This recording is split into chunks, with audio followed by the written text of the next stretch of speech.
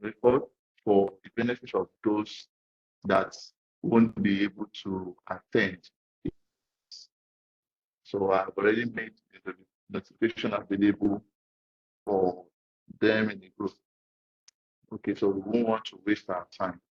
So today is a continuation of the things we've learned in Intro to Cybersecurity. Today we will continue in discussing some of those things that were discussed in the previous course. We'll be looking at what cybersecurity threats, vulnerability, and attacks.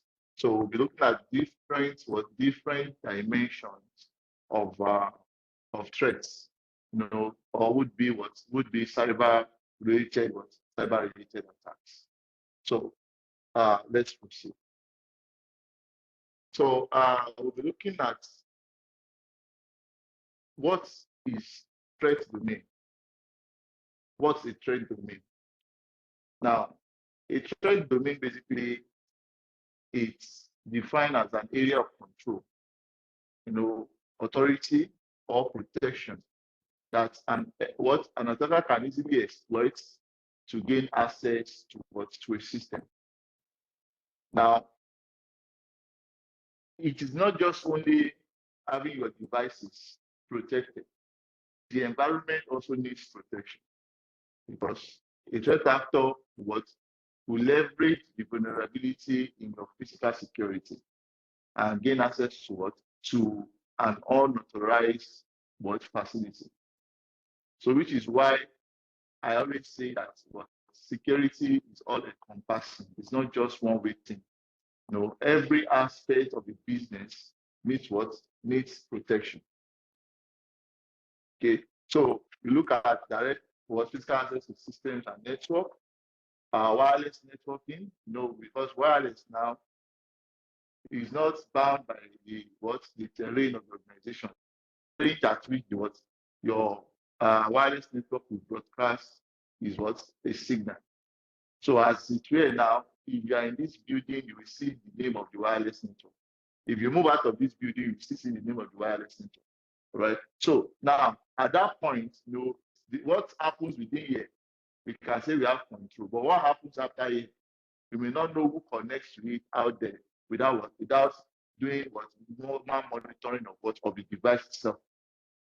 So now we have things like Bluetooth, NFC systems, NFC devices, that is your network communication devices. Now we have issues with malicious email attachment.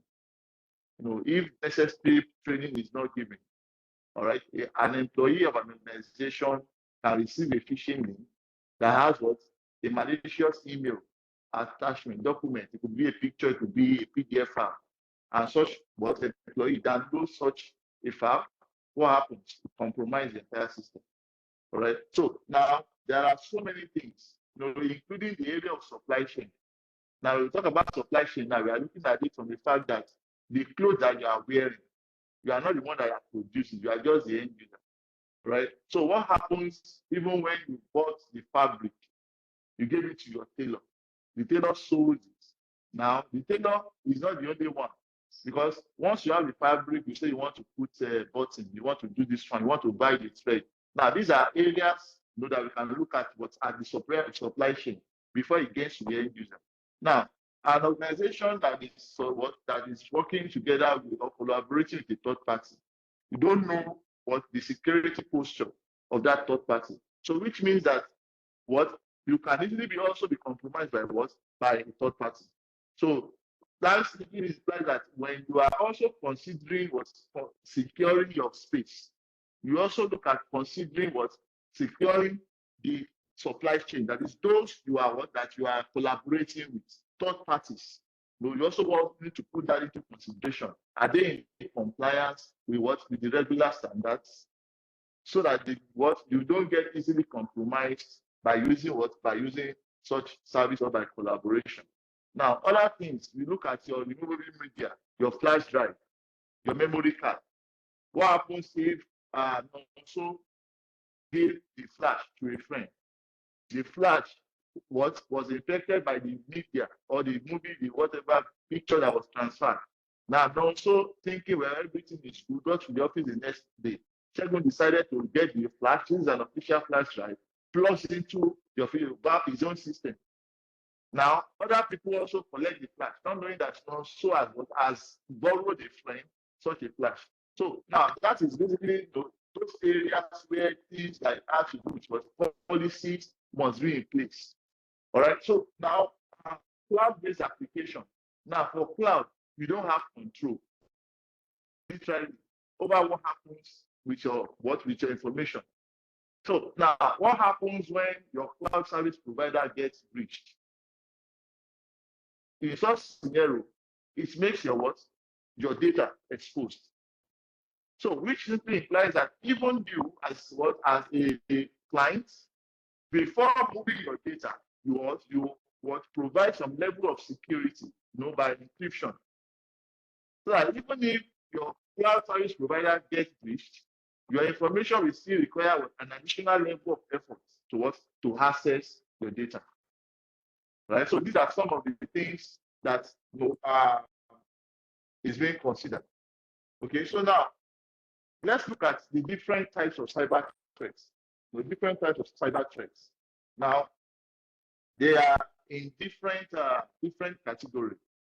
Right, we've got the software attack. Software basically has to do with your application, and the many things that affect software are denial of service related attacks. You have things like your being infected with virus, malware, generally. Right. So now we are looking at errors with software. Now, your software might not be infected with a malware, but the presence of a bug within a software could disrupt services. We saw that with the migration of some of these commercial banks, DMBs, that is deposit money banks in Nigeria, that were migrating from one payment platform to another one. You saw what happened to their clients. Now, it is not because they were breached, it is as a result of bugs within the software. So now it has to take extra effort of debugging before the services could be normalized.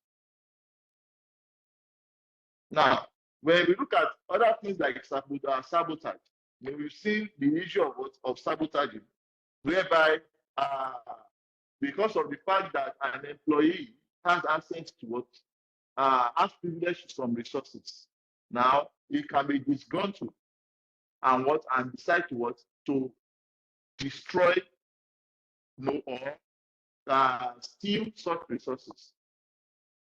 So, which is why measures must be in place to mitigate or to check and balance even what so-called authorized personnel. Okay. Now, human error. That one is we cannot. It's something that it's normal as human beings because we are not 100% perfect. All right. Imagine you're going to enroll for your national identity card. Your name is Oluwasegun Adewale. Now, at the point of entry, the person type Oluwasegun Adewale. It becomes a problem if you did not see it at the point of inputting such entering such data. Because the moment the card is printed and issued to you, if after 7 days you now discover I am Adewale, not Adewale, it could be a problem. So now you also within an organization, a mistake of one individual can cost the entire organization. Okay, so now human error is one. We also have other type of threat in terms of thefts. All right, so we see that very well, which is why aspect of physical security must also be put in place. That is measures to check what goes out and what comes into the organization. Most especially emphasis on what goes out of the organization. right? There should be what? Proper logging of what? Of items. Now, hardware failure too, right, is something that you may not have 100% control of, because of the fact that hardwares are mechanical in nature, right? Wear and tear could set in, and a day your drive can decide to crash. So once it crashes, it means that what information that resides in such what drive becomes unaccessible. So the only thing now that can actually save you is what is having what your information back up elsewhere. So now, when the one such crash happens, you can always rely on the backup you had. Okay, so now we've seen things like utility interruption. That one is constant here in this part of the world we find ourselves, Nigeria, whereby power is a major problem. So if you did not plan for alternatives, it means that what the organization will be faced with what? With power threats. Because imagine having to run a backup and you have the alternative. And at the point of running the backup, the light goes off. Okay, so now, which is why there are several as you identify these threats, all right, you also look at ways to which you can mitigate the threats. For power now, you can consider things like inverter. You can consider things like solar installation. You can consider things like maybe having a backup generator.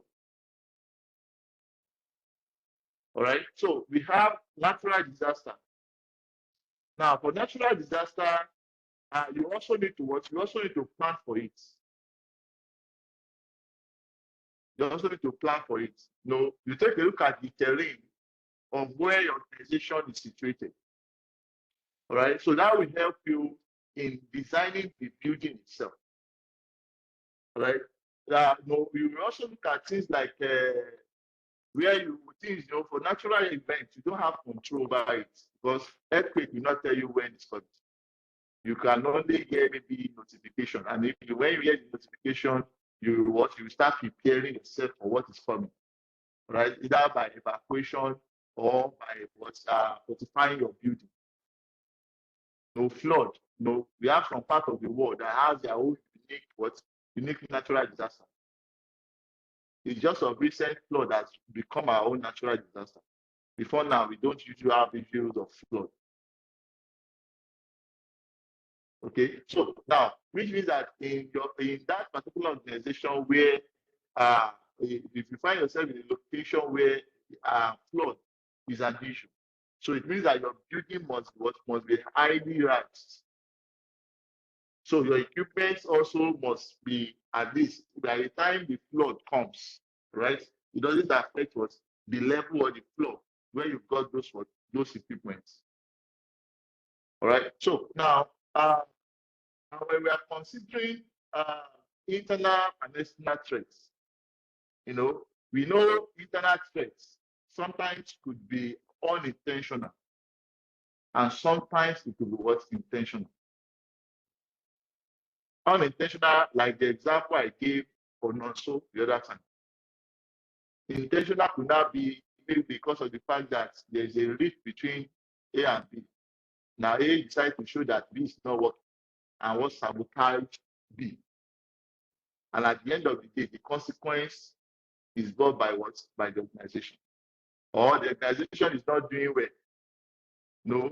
Mr. A decides to shut down the server for 3 hours, telling them that the issue is something that can be resolved just by powering on the server. And millions of naira is being lost. That is some things relating to internal threats. Now, external threats, also relies on external threats to be successful, because the internal threats are majorly the vector that are being used. Because a threat actor will send a phishing link to an employee. An employee is expected to click on the link or download the attachment. So which means that if there have been an awareness training given to such an employee, it means that though the threat might come, right, but it won't harm the organization because the internal person did not react to what was received. All right, yeah. So now, a look at some of the user threats and vulnerabilities. Now, a user domain basically will include anybody that has access to organization's information. Anybody. Doesn't really matter the header of such individual. So now, there is a general saying that what users are the weakest link, all right, of information security, right? But I am the extension of the opinion that what we can weaken our weakness. So how do we weaken the users? That is, users being the weakest link now is that what empowering them with the right information. No awareness training. If an end user, a customer care in an organization, knows that any mail I did not receive for, I should not click. So even when a phishing link is sent, what the employee, having been equipped with the knowledge, will not click on such a link. Okay, so now there are other threats, that pertain to to users. Threat like employee not knowing that there's any policy in place. Like the example I cited earlier, where Nonso decided to release the flash to his friend. Now, if he had known that there's a policy in place and there's a consequence for doing that, Nonso will know that whenever someone requests for a flash drive, all you have to do is what he says, no, I can't release this flash. Or I can't release my system for what? For you to use for personal use, for official purposes. Now, data theft is there. All right. Unauthorized activities like you have in an organization downloading media, VPN, different sites. Right. There are several things: destruction of systems, application of data. These are some of what user related threats. So now, in most organizations, what they do is enforcing policies, whereby they either create a white list or black list. Now, white list of application, black list of applications, white list of black list of sites that will be visited. So, which is why, using for example, in banking sector now, you can't use the main network to go to Facebook, to go to Instagram, enter YouTube, because they've done they've blacklisted those domains and other related domains, whereby the only thing that you can do on the official laptop is to send mail. And they've also create email filtering, that the email that can enter should be maybe a specified domain email, like at abc.com. So anything that says yahoo.com, gmail.com will not come in. Right? So most organizations have policies that relate to USB, whereby all USB ports on the systems are disabled. So if you decide to use or plug in the USB now, it won't work. Right? So it won't work. So in such a scenario, you will now have employee, sending information only via mail.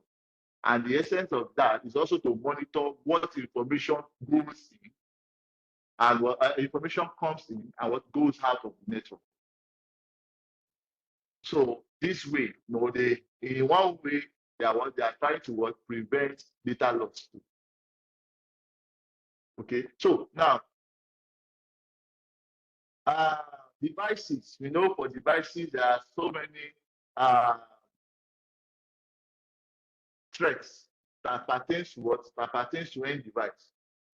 From your malware, your virus, Trojan, worms, that might come in via your CD. It's been a while I even saw CD, DVD. It's been a while. People don't normally use it. I don't. Okay. At least since I saw it now, at least the last 4 or 5 years was the last time I saw a DVD this. All right. So now these are different ways. Like I did say in the previous session, I said that not having what you're just installing the operating system is not enough. Updating your OS is not enough to secure you, right? You also need to take time to scan for your applications. Scan your application to see which one requires an update. All right. So now you also need to scan for your or your hardware too. All right. Constant scanning for drivers. So if you've got an outdated driver, try to update it. Okay. So these are some of the things. Now, many organizations have policies in place. They have policies in place that helps. They have policies in place that helps in mitigating such. So, which is why organizations need to enforce certain policies. Now, aside from the end device, all right, we also look at the local area network, the LAN. Now, aside from the fact that your LAN, all right, provides internal access to your infrastructure, you need to ensure that access to your wiring closet, that is your wiring closet is your telecommunication room where you have your switches, your routers, servers located. So you need to you need to restrict access to only authorized personnel. Now, restricting access means that for such environment will be under lock and key. If you are not using the normal analog log, the normal key log, right, you use your digital log, whereby anyone who needs access, you have to know the code or use an access badge. All right. So now, the operating systems, that is network operating systems, softwares that are being used within such environments are regularly updated. Okay. So unauthorized network probing and port scanning too. You need to mitigate it. Because when someone decides to probe or scan your network, what the person is trying to do is that it's trying to find out what open services to be exploited. Because once you have a service open, the next thing is to have a vulnerability search to see if there are any related vulnerability with such service. And once a vulnerability is detected, what will happen? Exploit follows. So which is why for organization, you need to have firewalls in place, you need to have your IPS in place, all right, that will help monitor what is happening on such network. Okay, so now other things that we could have is that sometimes we could have the firewall misconfigured. That is where you are trying to kind of block what comes in. And in the course of that, you now allow what's on or what needs not to be allowed through your firewall. So which is why configuration of the firewall or securing your infrastructure is not rigid. It's not a one-stop thing. That is, when you are done, you just leave it at default. You need to continually monitor your infrastructure so that you can actually see where things are going wrong and be able to promptly rectify the situation. Now, in the space of private cloud, we define private cloud as cloud used by an entity, an organization. All right. So now, which means that depending on the services you subscribe for, is it a platform as a service? Is it a software as a service? Or is it infrastructure as a service? Now, you need to take ownership of it. Now, you should not just rely on your CSP, that is your cloud service provider, to help in the overseeing of the whole service. All right. So now threats to private cloud will include unauthorized network movement and scanning, unauthorized access to resources, your router, firewall, or network device operating system vulnerability, which is why regular update of what of your ISO file, that is your ISO file, what's it called now? Your firmware must be conducted. Because what happens is that when a vendor detects the presence of vulnerability within its products, they write a patch to help mitigate it. Now, for many of us that have been using Pro, you will discover that in the last 1 month, you've updated your Pro like 2 or 3 times. If you pay attention to your Pro, it will tell you the launch to update or reload to update. Now, it's because constantly Google is running what is it called, bug bounty on on applications, on the application. So as a result of that, once a vulnerability is detected, you have a patch developed. So which means that if you are running a previous version of the application, so it means that there's a tendency that you fall victim of such threats. So which is why conducting regular monitoring is also very, very important. Now, in the aspect of an organization, right, because of the fact that people will need to always connect remotely to resources, you also need to also create separate policy for remote users, right? So this could include maybe having a secure channel set up for them to be able to access these cloud services. Now, for public cloud, everybody can easily have access to this.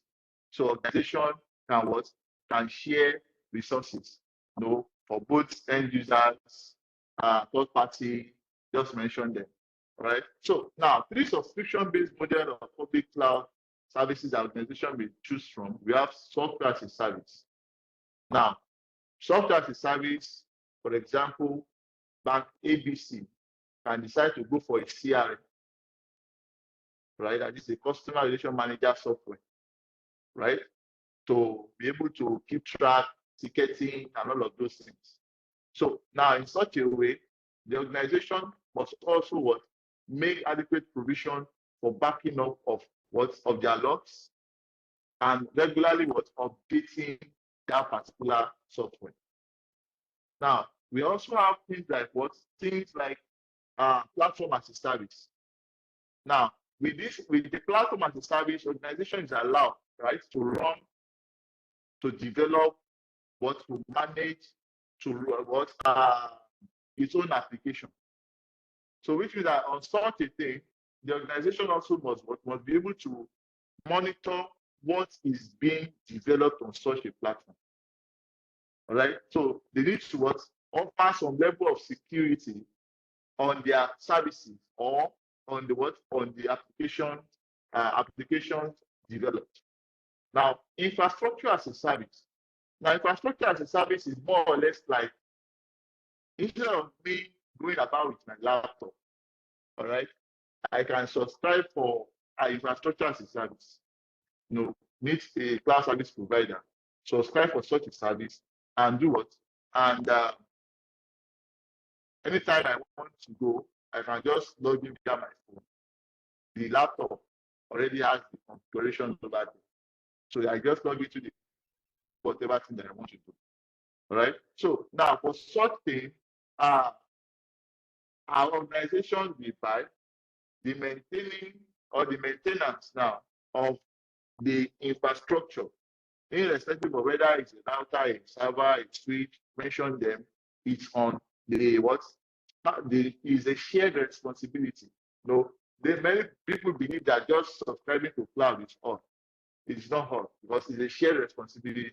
The CSP will do their part. You also, as the subscriber, you also want to do your part, because a CSP cannot help you, in provisioning your cloud. So it is you that will not be telling that, whoa, I've been wasting away money. I've not been utilizing my space. So why would I need the 30 gig when I only consume maybe 5 gig and I'm paying for 30 gig? So why can't I just reduce costs and buy maybe 10? Right? So, and now CSP will not help you look into that. You are the one that is responsible for such. Okay. So now for applications, applications include your physical systems, applications, data used by an organization to support operation. Because the way an organization works is that it takes so many things to tango. So if one breaks down, it could either slow down or cause a total disruption of the operation of the organization. So which is why every part of the organization must be working. Okay, so common threat to application will include unauthorized access to data centers, computer room, the wiring closet, or systems. So which means that there must be adequate security, in securing your physical infrastructure, server downtime during maintenance period. Because once the server goes down, it simply implies that the services offered by such server becomes unavailable. Okay, so now network operating system software vulnerability, right? So which is why you need to constantly scan to update your hardware, your softwares. Data loss is part of it. Client server or web application development vulnerability. So that is where you need to also perform things like your application testing, web testing, so that you can see, confirm that there are no vulnerability within your system. I hope Stanley, Patience, Austin, I hope you guys can hear me. Yes, sir. All right. So now the complexity of threats, could be from the aspect that it's not just one thing. It could be from issue when it comes to your coding, the programming, right? It could be from issue with respect to the protocol. For example, you deploy your site and your site is running HTTP, right? You hosted the site. You've do the whole beautification of your site. You've uploaded your file, right? And your site runs HTTP. So now the problem is not in the design. The problem is what is in the protocol, because you decided not to enforce HTTPS. And some hosting company, web hosting company has that feature to force to enforce HTTPS. For anytime someone inputs abc.com, it's encrypts it. So now issues was with system misconfiguration. Now some common methods by cyber criminals will use APT. Now APT simply means advanced persistent threats. Advanced persistent threat is like a continuous attack, to ensure that the goal, all right, of the said group comes to pass. So using different approach to ensure that they are successful in the attack they are conducting. Now, things like algorithm attack also. Algorithm attack basically it's utilize the algorithm of the legitimate software. Now, what they do is that they will be able to After studying for a while, they are able to dictate, okay, this is how this thing is working, and now what? Manipulate it. So now these are several ways through which that is being accomplished. Backdoors and rootkits. Backdoor is just like normally if they are building a house, right? The backdoor is usually the kitchen door is not a door to receive breeze. It's just in case if there's fire, you can always pass through that part. So now when you now have somebody have the house built and now also create another door that leads into the building. So it means that whatever you are doing, the person will continually have in and out access into your infrastructure.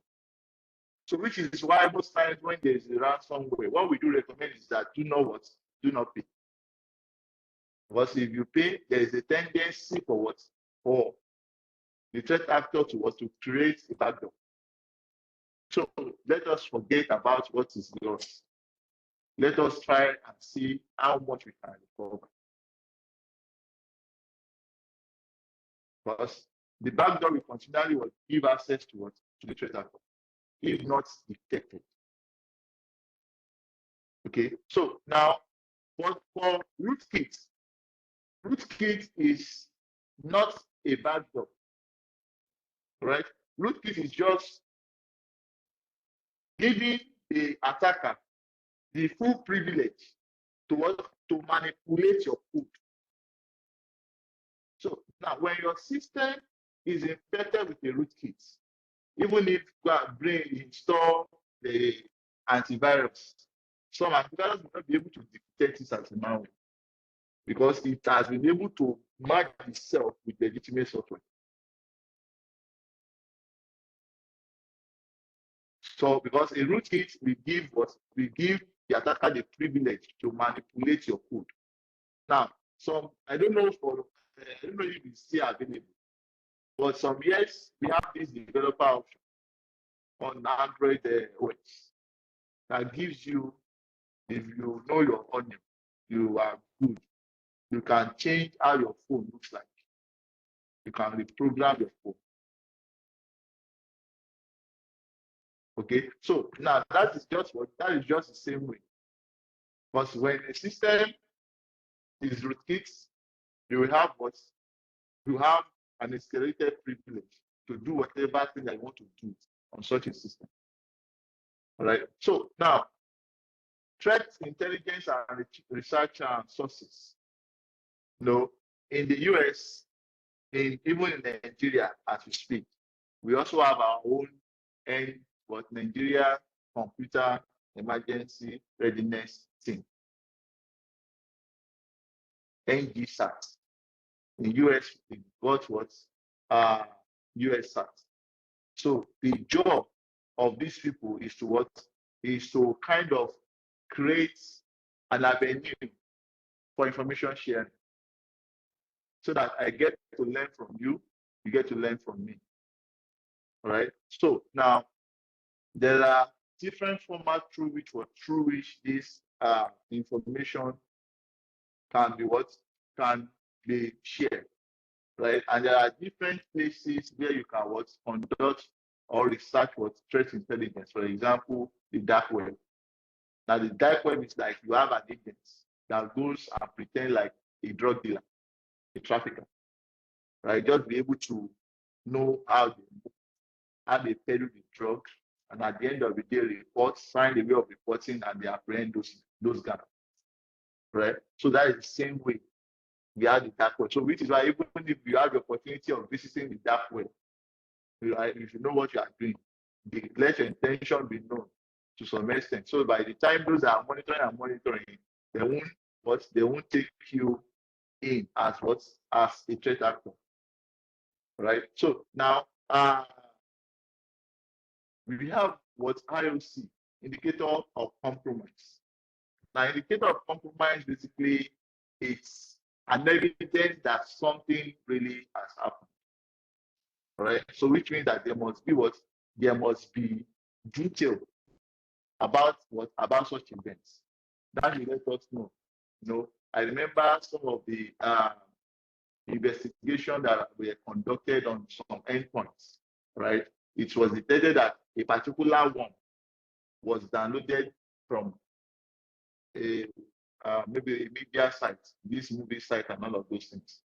That is an evidence that the worm was downloaded, and the worm finds its way to the server and kidnap the server in a layman's term. And money is being requested for them to be able to retrieve the information on the server.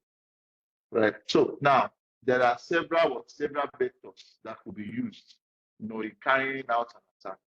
So, but you're able to identify your high risk, right? It shows that you know what you're doing. Okay. So now the system that was working yesterday is not working well, or it has changed, right? It could mean that that system might be passing through a lot. In the Nigerian time, I'm passing through a lot. So now, you need to now understand the level of the loss the system is passing through. So it could be that it's infected with a virus, it could be that it's infected with a malware, a worm, a spyware, and things like that. Okay. So now we also have the automated indicator sharing. So this is basically the format through which what's it called? Through which information is being shared, between organizations, right? This helps build that community whereby everyone knows what is going on, and if the organization A is breached, right? Organization A will now be told that information, right? I was in a meeting, and CBN was like saying that if, as an organization, a bank, whether you are a PSB, that is a payment service bank, or DNB, deposit money bank, all these OP are PSBs. Your first bank and the rest are our DNBs. Now, if you are found to have withheld information of the breach, and they conducted their audits and discovered that they were breached in December 2023, and did not report as at December 31, 2023, you are going to pay a fine. If they discover in November that we had now today, being November 5th, is it 5th? Yeah. You are going to pay a fine of 50 million. Now, from November 5 till the time you are able to kind of come out, make it known, let me gauge the situation, you are going to be paying what additional fine of 1 million every day.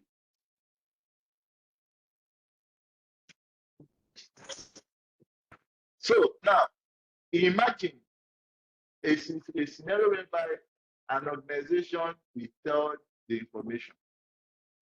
And no, not even know. What they said was that if they detected that, like January now, December 2023, let's say the event occurred December 25, 2023, you are going to pay 50 million.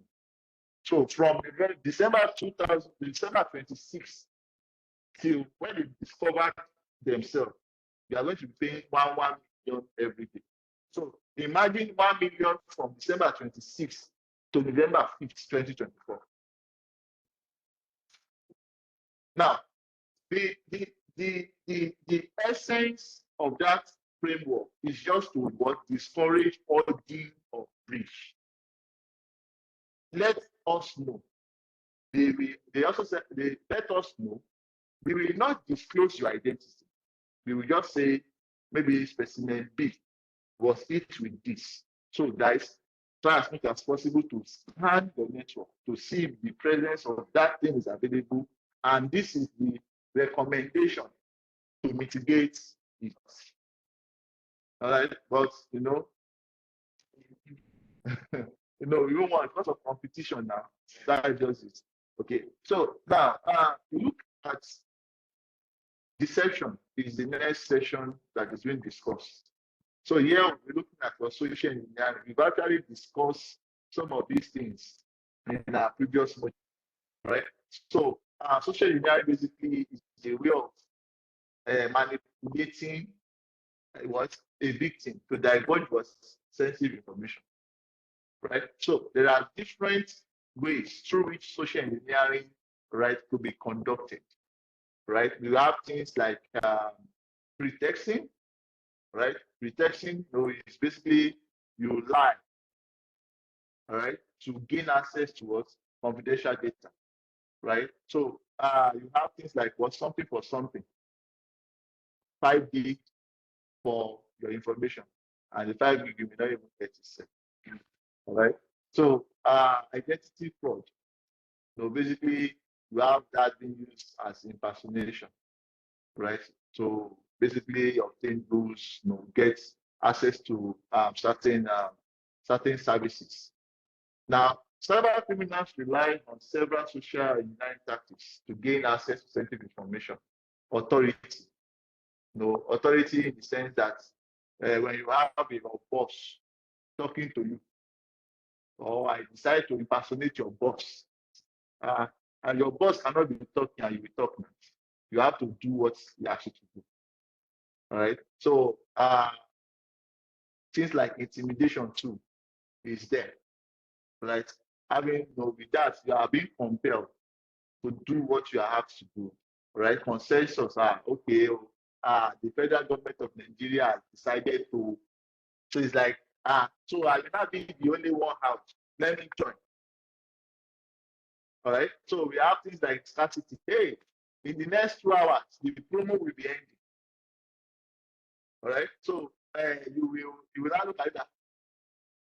I need to quickly take take the opportunity before this thing finish. We are the only one. We are the sole distributor of this thing. All right. So Dangote is selling cement at 50 naira per bag. So for major distributors, so we are the only distributor that is selling it at that. So if you want to buy, hurry now, why stock class? You will even do time hand down, 15 minutes more. All right. So now urgency is also there. Telling you to quickly click on this link to do this. You are being hurried, right, to take an action, right? So we look at it, all the things like what familiarity. So if you are in a group, I have got what's it called? Shegun. Shegun is a mixed group now. So all whatever thing they ask us to do, right? We can easily do it, right? Trust too is there. So familiarity is different from trust, right? Trust will be that Morewa approached me and tell me something. So because of the trust I have in Morewa now, I will do that. So now it means that somebody can now impersonate Morewa to also tell me the same thing, and I will also do it. Right? So it happens to one of my ladies then. She wanted to buy, she loved dogs. So she wanted to buy a dog in the group, right? The person that wanted to sell the dog post the dog in the group. In that group, she saw someone she trusted. Okay. And the person she trusted was also chatting out that I know the person is of integrity. And this is the seller of the dog. Is of integrity and all of those things. She paid for the dog, paid for the delivery. It's at the point of the fact that she was now requested to pay additional money. That was when her eyes now wait to let me call this person to confirm that your person that wants to sell dog for me is requesting me for an additional money. All right. So that is an angle. So trust. All right. So that is why we say we have this to never trust, always verify. That is my slogan. So even if you tell me something by via phone or via mail, I will still have to find a way to verify what you have said before acting on it. So never trust, always verify. That is zero trust. Okay. So now other things more include shoulder surfing. Shoulder surfing, many that have been into the Nigerian education system, one way or the other, it's either you shoulder surf or you have soldier salt.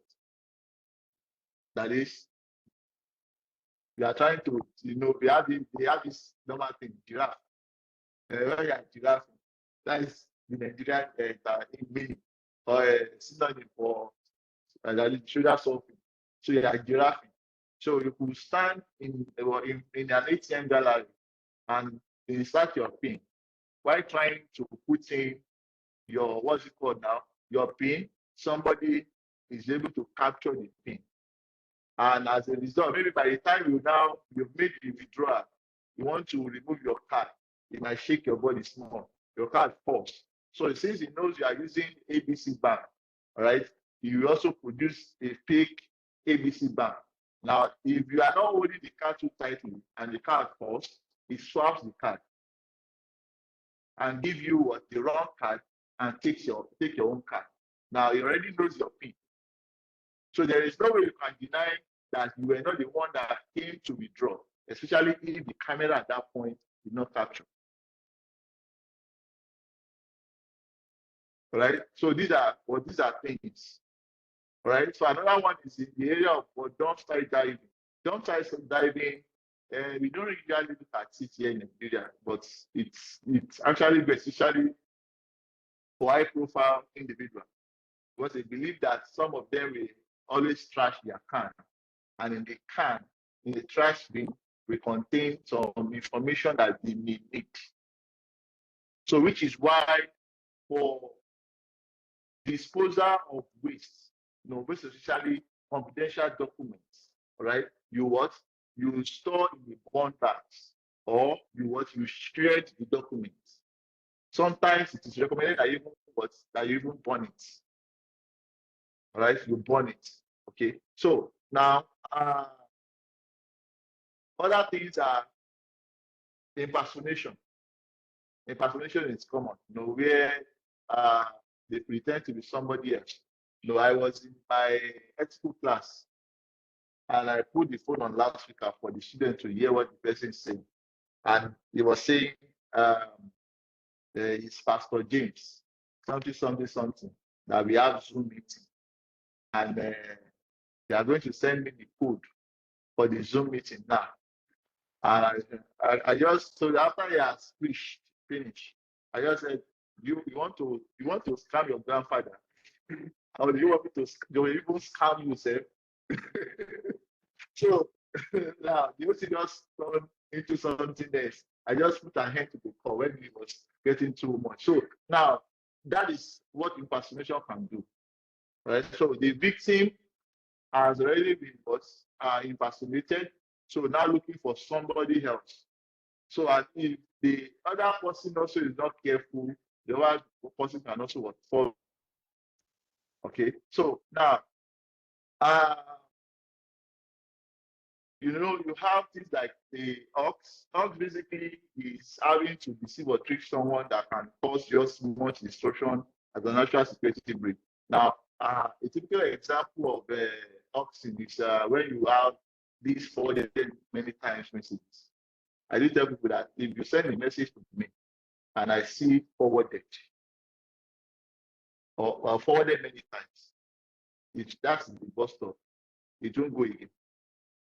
I won't send it no matter what. We have these people that will say I may believe, but there are some things that when you tell me, I don't consider it. Like send to 20 people for a prayer to be answered. If that is the case, leave the prayer alone. All right. So now it's just populating people, populating the space with so many irrelevant information. Okay. So now, that being said, we also have piggybacking and tailgating. Right now, there is a slight difference between piggybacking and tailgating. Right now, for piggybacking, the authorized personnel is aware, is a bit aware of the situation. AY pretending to visit me in the office today or follow me to the office. Now, attach himself to me. He's my brother, just allow him. But he has a mission, which I'm not aware of. But tailgating, it's a scenario whereby, let's say we've got a door, and you must have been in this people now, this man trap in banks, this are entrance, where you want to, as you open door, somebody just jump in with you to that. Before you close, let me follow you. You now become two people inside that. So that is tailgating. So that is tailgating. So now, one way to prevent tailgating is the use of what? Is the use of two doors, which we call man trap, whereby the second door will not open until the first door is closed. So that at least you will be able to know that I'm not the only one here. Okay, so that's just for that. There are several other sections from invoice scam, watering holes, typo spotting, prepending, influence campaign. All right, there are so many of them. I made $2,000. The person will make $110. So, having you to now follow a link, bombard you, now start using your sensitive information, your name, your first name, date of birth, location, all of those things, right? All because you also want to make such amount, right? So now, how do you then defend against deception? Now, organization must promote awareness of social engineering tactics and adequately educate employees on prevention methods. That is, by providing that awareness, you are actually weakening the weakness.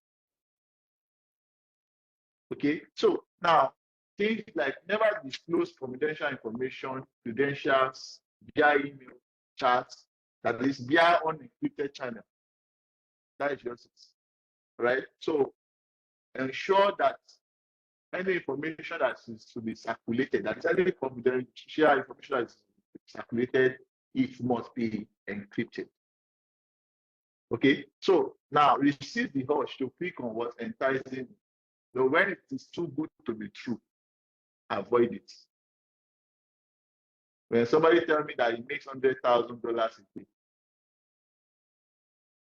hold your peace.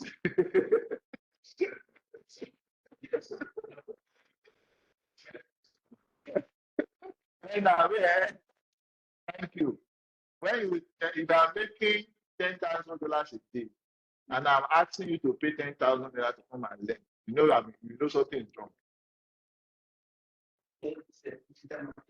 Don't mind them.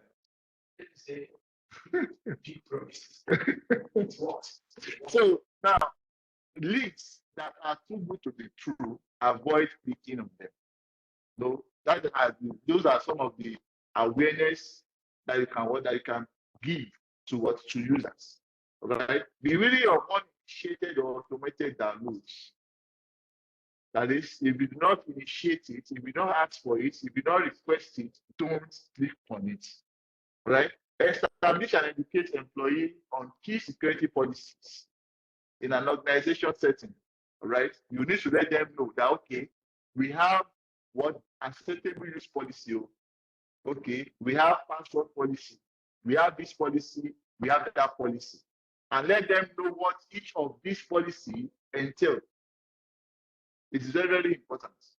Now, encourage employees to take ownership of what security issues, because everyone, is responsible for securing the organization. Everyone, irrespective of the cadre, from the cleaner, from the gate man. If the gate man is breached, there will be a problem. Somebody just have access to the building. There is no record of the person, and something goes missing. Every staff is responsible. So which is why when we are looking at securing our infrastructure, no person should be left out. That is, the sensitization must go across board, even from the least cadre to the highest cadre, to the board level. Okay, so now do not give in to pressure from unknown individual. even not including themselves. For example, when you have a boss that is telling you to do something, and you know that ethically speaking is wrong, have the boss document it. Sir, send me a mail.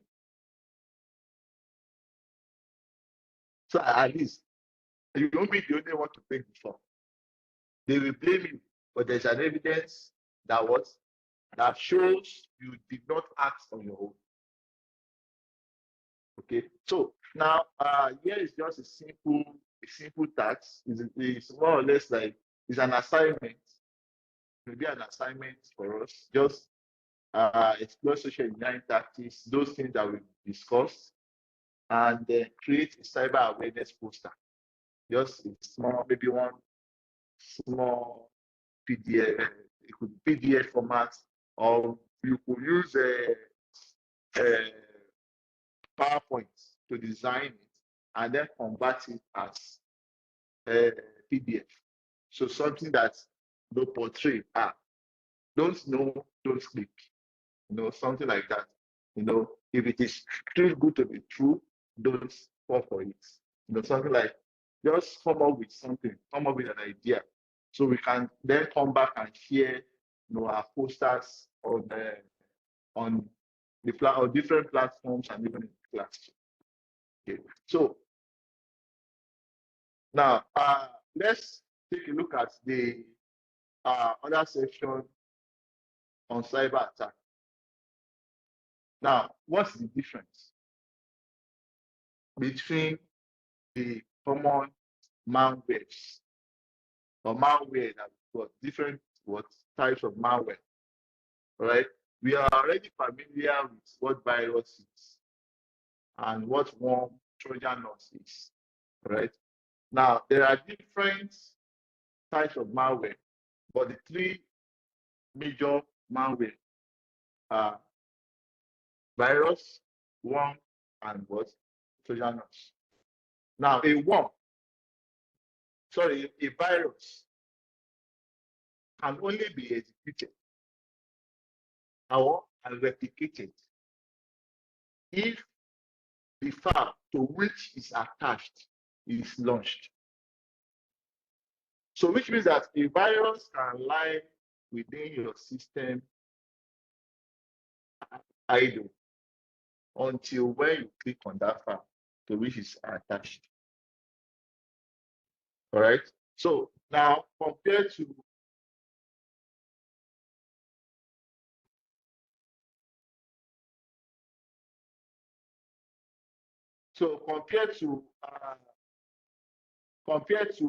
a what? A worm. A worm does not need to attach itself. All right. A worm, once thing begins execution, once thing is self-replicatory, it replicates itself automatically. So which is why the worm on a network spreads faster than virus. Virus requires what? Requires a carrier. So if there is no carrier, all right, it stops there. Okay, so now, but for Trojan horse basically it's on the fact that you have the package looking so much enticing, but what lies behind it is dangerous, right? It's just like when I have a foil and I now wrap a grenade inside the foil. Now you know how foil shines now, especially on sunny day. You now begin to see the brightness of the foil. Whoa, this thing is very enticing. Let me go for it. The moment you go for the foil and you unwrap the foil, you go kaboom. So that is the way Trojan works, right? So which is why sometimes things like going online, you may see things like what's it called now? Pre-visa lottery, right? It could be a Trojan, and the effects of you clicking on that link could be devastating.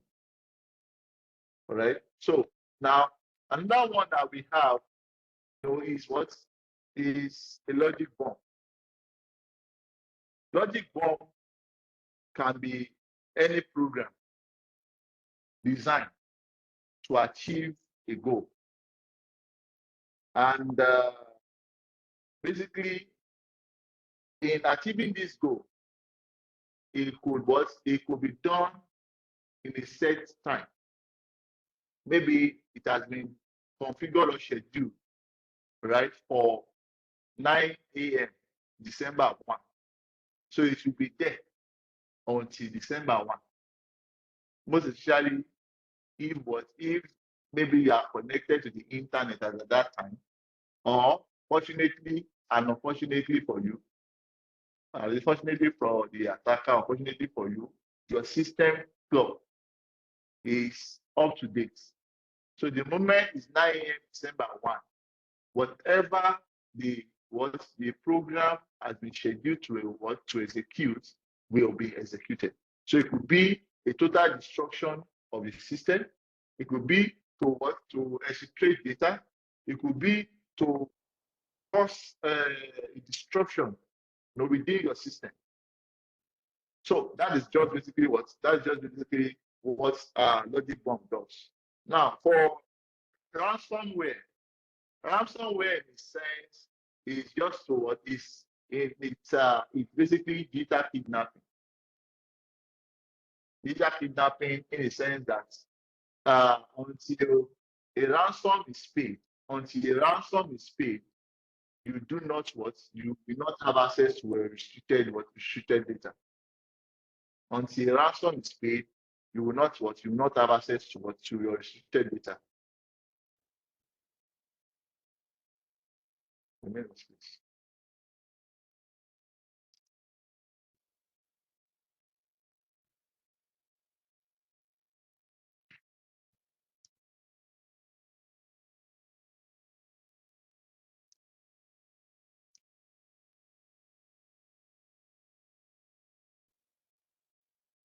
Okay, so now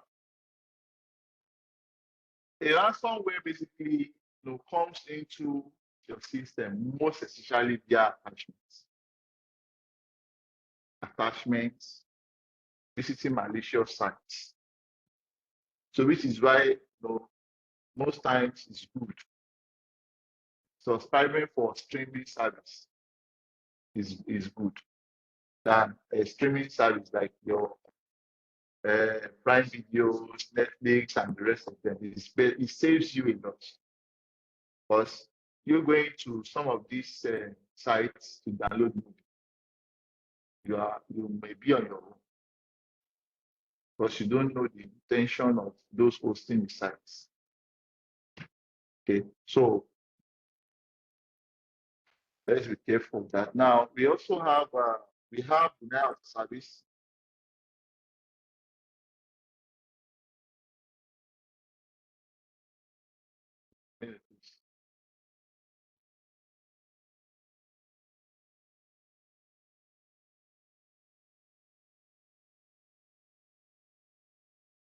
So we have denial of service. Denial of service from the main word is also the denied service. Right? So that is denying legitimate users access to resources. Right? So DOS can be of two main types. That is overwhelming the quantity of traffic so that what's it called? The device will be unable to handle such requests. And at the end of the day, will result into the lagging or crashing of such device. And most times when this happens, right, what you are going to witness is that the device is rebooted. And what happens just like your phone, once your phone, pause hand for me.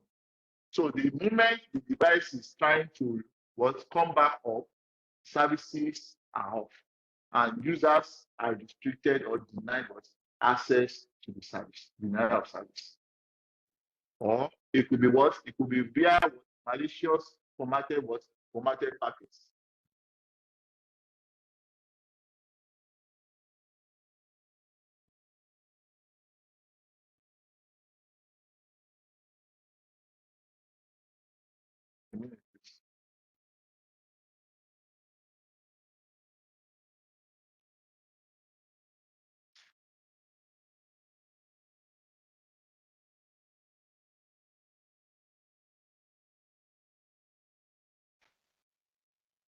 Sorry, I'm with you guys. Just give me one second or something.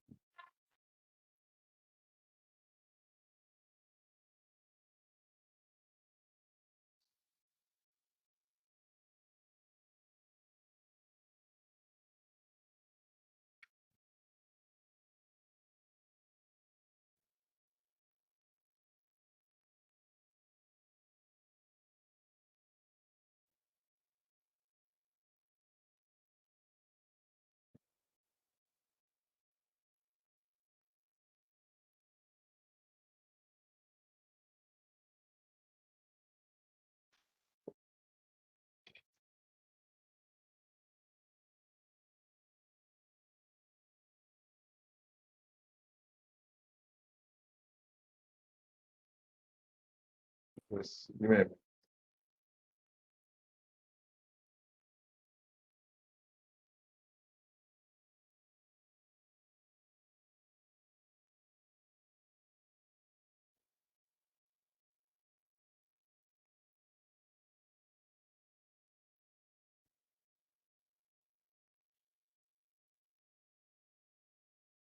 Okay, so let's proceed.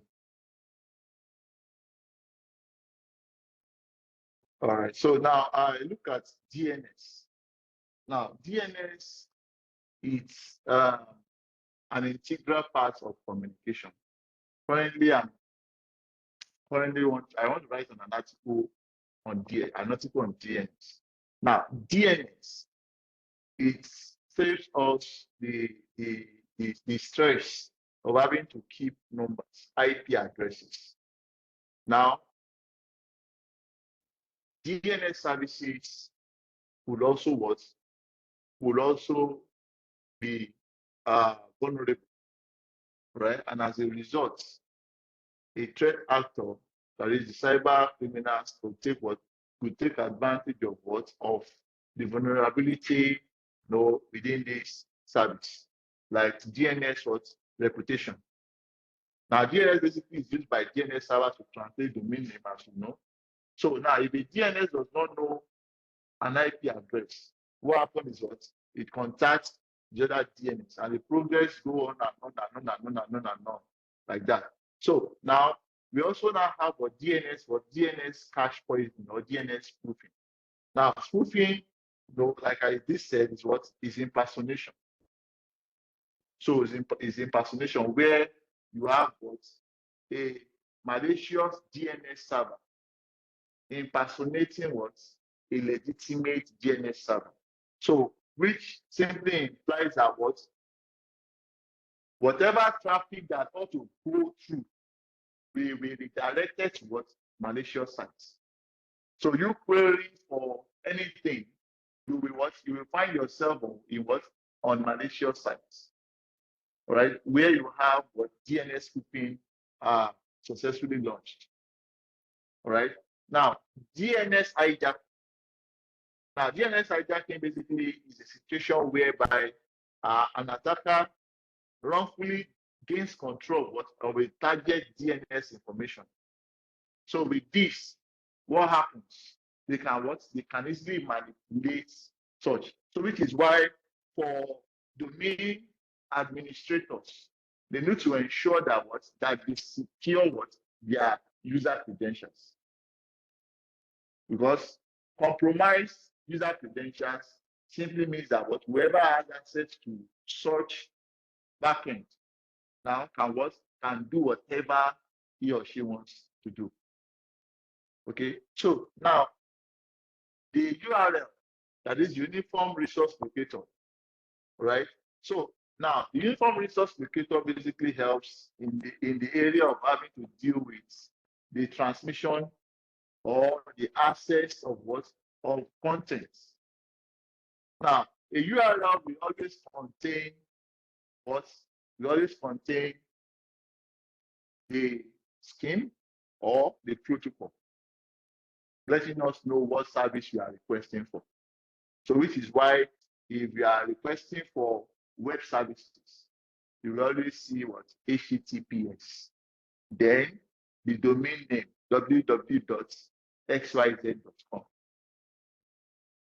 Right? That is the URL.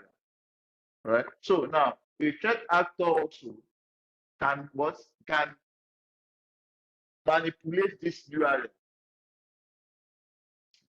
by creating maybe a subdomain that contains malicious resources in a legitimate domain. Okay, so which is why constant monitoring is needed at the domain administrative end, checking to see the list of domains and what list of subdomains that are in their control, to see that no recent information has been changed. At least there have not been any changes to whatever thing that they are doing, so that no new subdomain that they can't account for has been created. At least, let's say, for example, abc.com, you have academic, you have your finance, and you have, say, what other thing now? You have technical. So let's say you have technical.abc.com, then sales.abc.com. So, and maybe by the time you are now investigating your domains, and the subdomains, you now see help.abc.com. So this could mean that your credentials has been compromised. So which is why, as an administrator, you need to ensure constant monitoring of your accounts. A minute.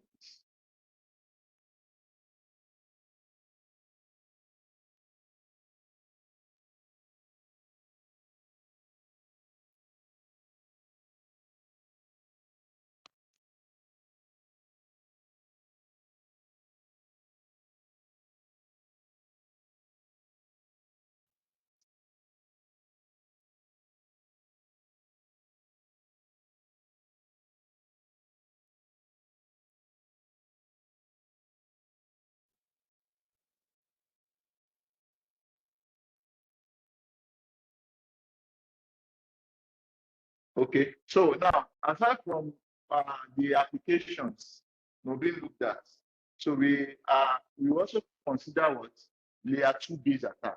Layer 2 now is the LAN, where you've got your switches, right? So measures also need to be put in place to protect your local area network, right? Attacks like MAC address spoofing. Now, for example, where you have MAC address filtering turned on. Let's say we have NOSO, we have AY, we have Consider, we have Shegun. Now, and these four guys, their devices MAC address have been permitted on the network. Now, I brought my own device. I plug in. Now, the configuration they have will deprive me access to their network, right? But what will happen is, let's assume Shegun was on leave, and I've been able to get the MAC address of Shegun's device.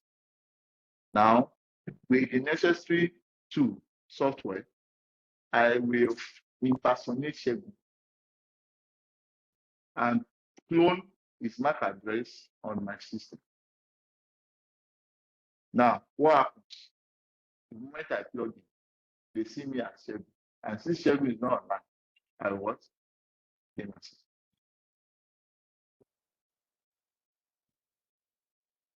Right? So ARP poisoning. ARP poisoning in our networking class, we discussed the role of ARP. That is, it helps with resolving IP to MAC address.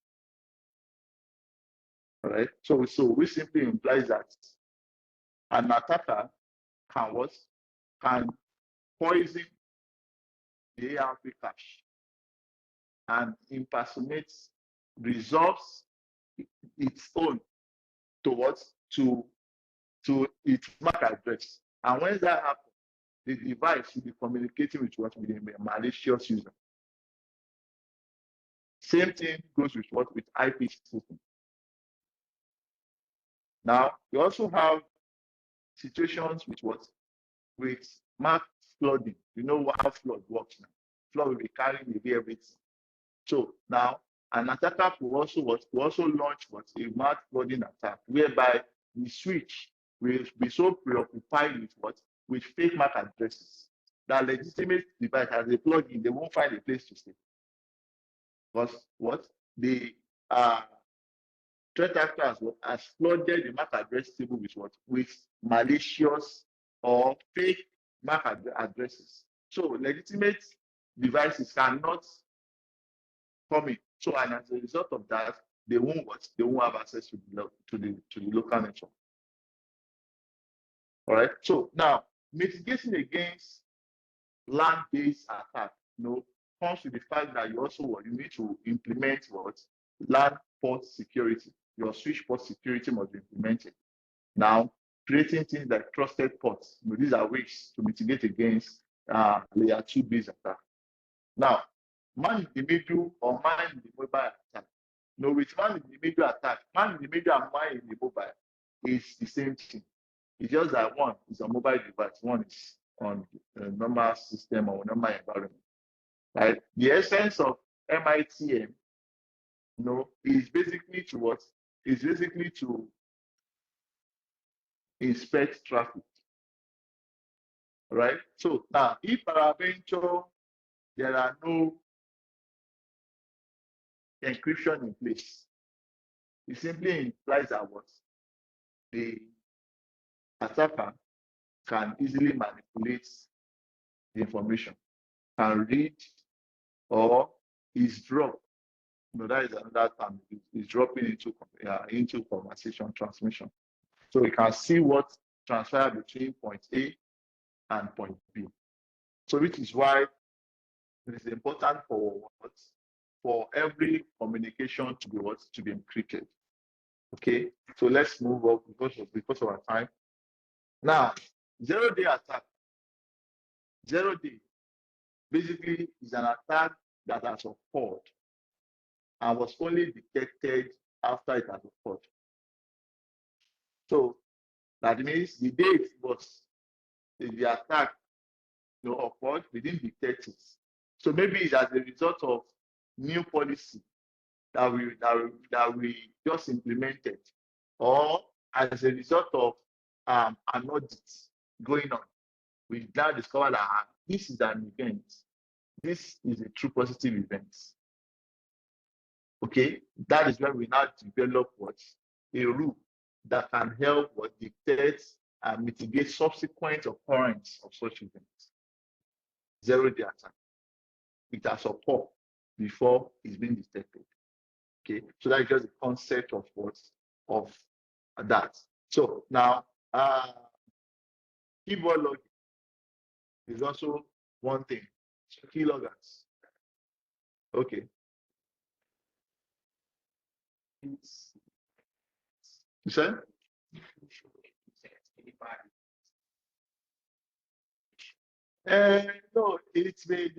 No, most times, not all attacks actually implement immediate destruction. Right? Some attack is just basically to infiltrate the infrastructure, monitor what's going on. That is just so. Sometimes it's not on. Some attack may not result into immediate downtime. It may just be small, right? Little by little.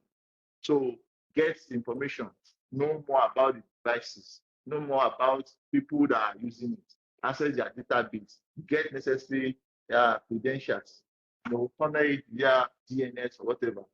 Okay, that is just it. Right? So which is why regular monitoring, right? Retuning of your rule is very, very important. All right. So now keyboard logging is another thing, right? So for keyboard logging, the threat actor is able to see what is being typed, but may not be able to see how it's being typed. So, but with consistent guessing, you can know that okay, coming. You may see MEK, MEOC, but by the time you reconstruct the keys, right, you can know that okay, this is come. All right, go, OG or GO, like that. So now one way to easily detect keyloggers, is installing an anti-malware software, anti-malware. So if you can install an anti-spyware, and run it, it can easily detect the presence of what keylogging on the device. Okay. So now, how do you defend against some of these attacks? Right. As an organization, there are several steps that could be taken. Now, firewall configuration. Firewall configuration will help inspect the packets that are coming in and out of the network. So, like I said, there is no one rule fits all. It's not a one rule fits all thing. It has to be what's continual process. You need to constantly retune your rule, because the threat landscape is ever dynamic. So also mitigating against this threat must be dynamic.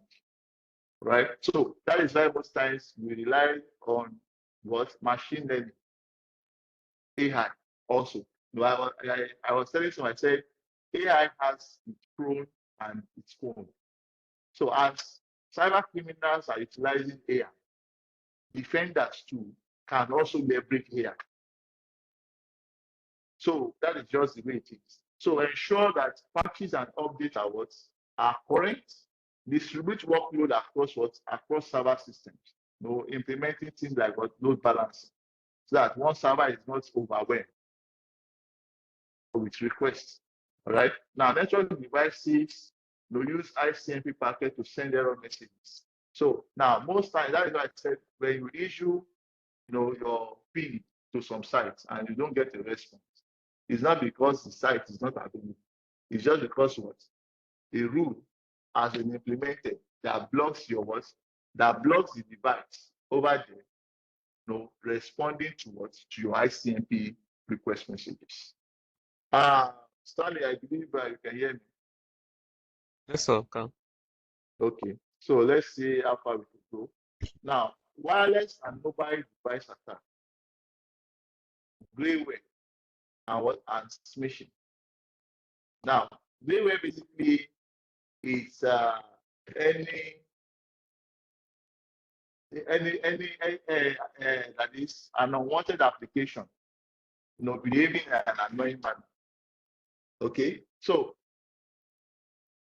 the thing is that grayware may not be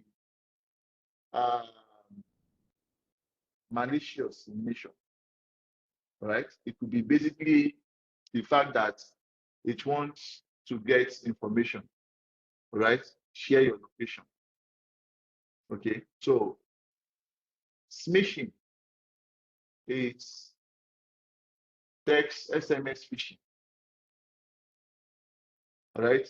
SMS phishing. Okay, so SMSs today now contain links. So you need to be very careful the link you click on via text.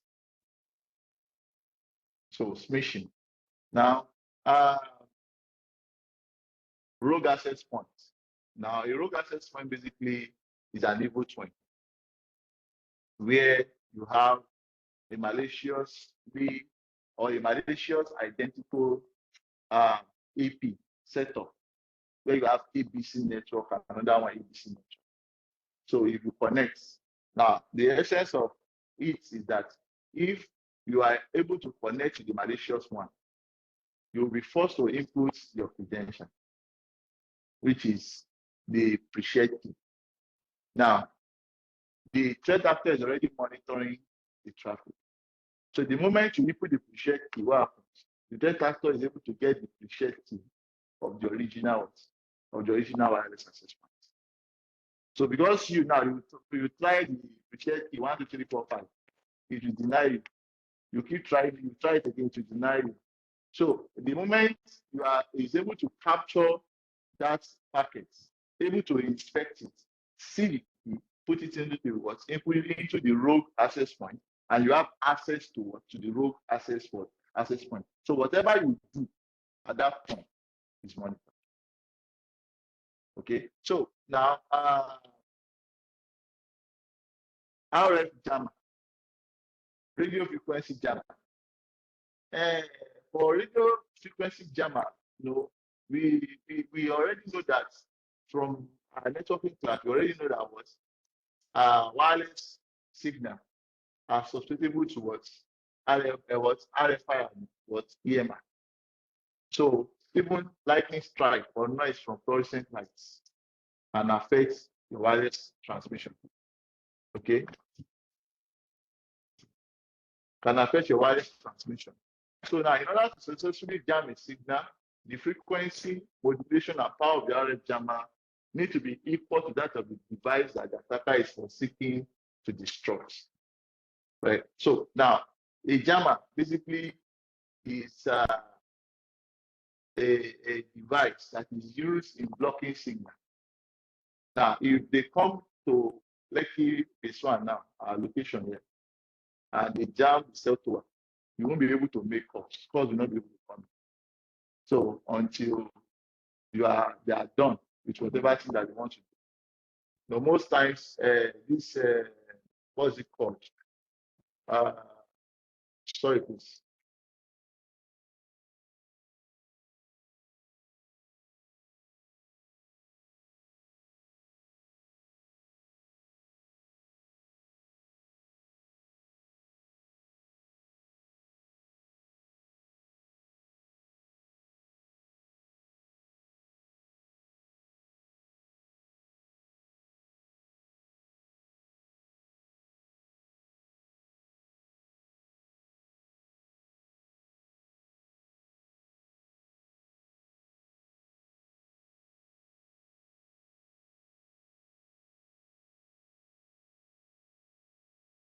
Now, most times you find this in this convoy vehicle.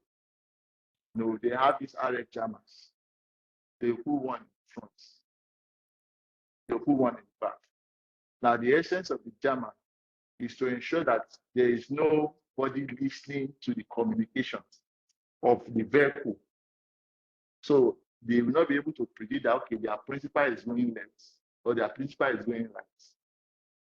All right, so no AS9 interference can come in. So aside from the frequency through which the walking talking being used in that convoy, is working. So now any other signal are blocked. So you cannot do what? You cannot listen or intercept the communication. Okay. So now other things that affect mobile devices is what? Blue jacking and blue scarfing. Now these two are what are Bluetooth related.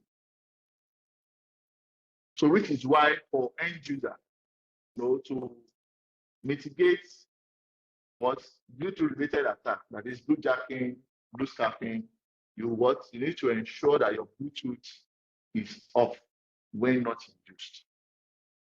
All right, because for blue jacking, unauthorized messages can be sent to your device. Now for scarfing, the threat actor can copy information from your device. So which is why oftentimes you need to check your device to know that you are actually connected to the right Bluetooth device.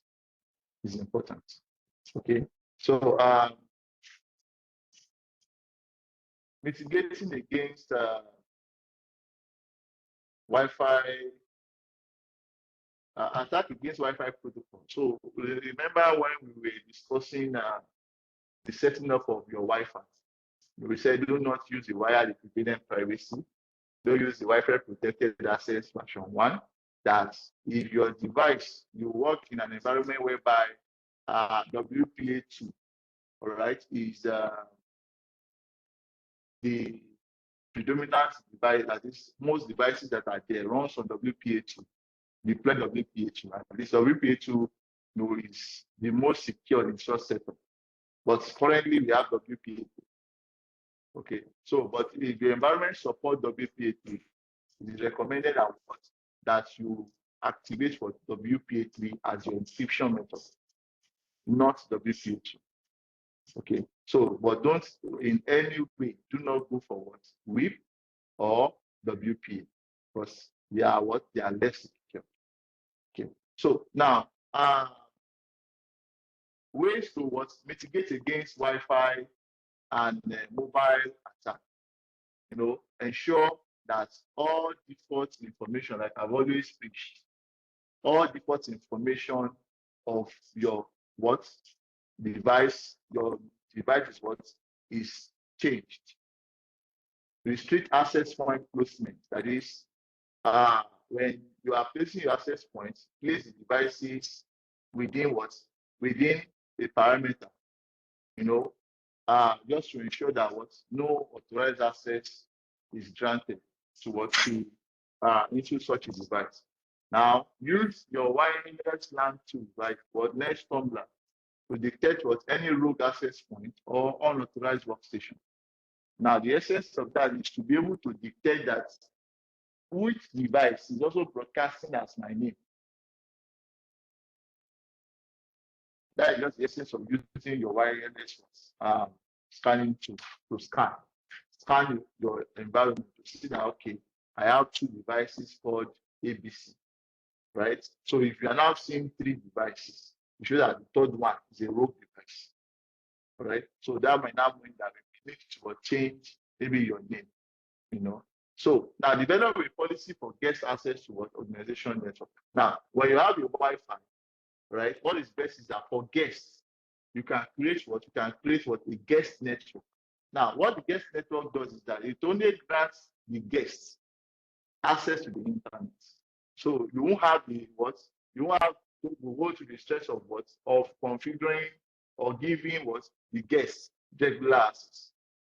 So what the person just needs access to Facebook, Instagram, Yahoo, Gmail, all of those things. But to the internal resources, the guests will not have access to it. Okay. So employee in an organization should use remote access VPN for For wireless access. That is most especially when you find yourself in what's it called now? In a public space. It's important that you do that